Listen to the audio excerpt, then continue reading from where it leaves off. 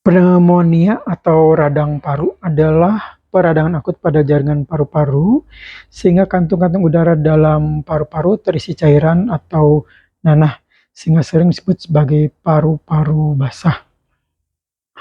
Penyebab dari pneumonia bisa berupa virus seperti virus 19, bisa bakteri terutama Pneumococcus, bisa juga karena jamur.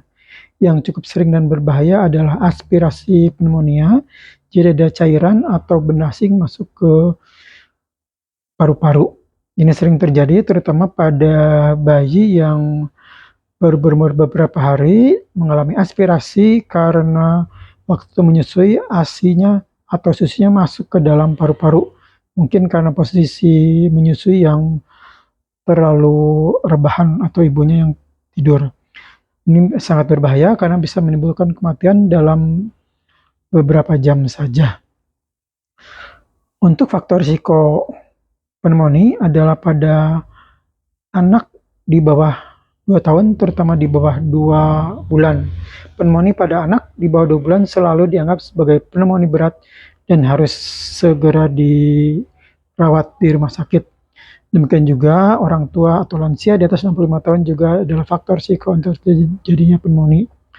Kemudian perokok, baik perokok aktif maupun pasif, sama-sama berisiko pneumonia.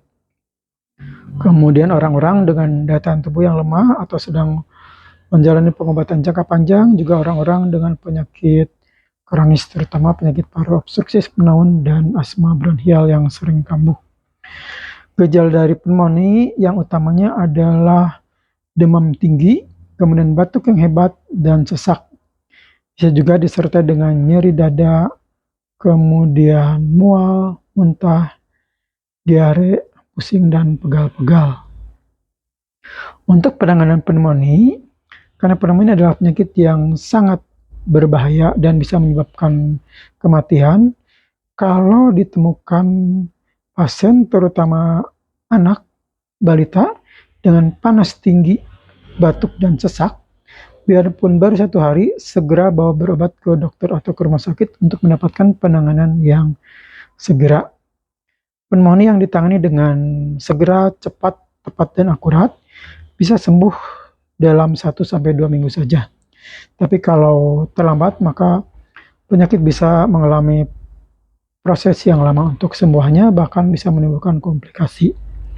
Kalau setelah diperiksa, diobati, ternyata pasien bisa dirawat di rumah, pastikan pasien bisa beristirahat, jauh dari debu, dari asap rokok, berikan makanan yang lembut, jangan diberikan makanan yang goreng-gorengan atau berminyak, jangan yang dingin-dingin, jauhkan dari orang yang sakit, terutama batuk,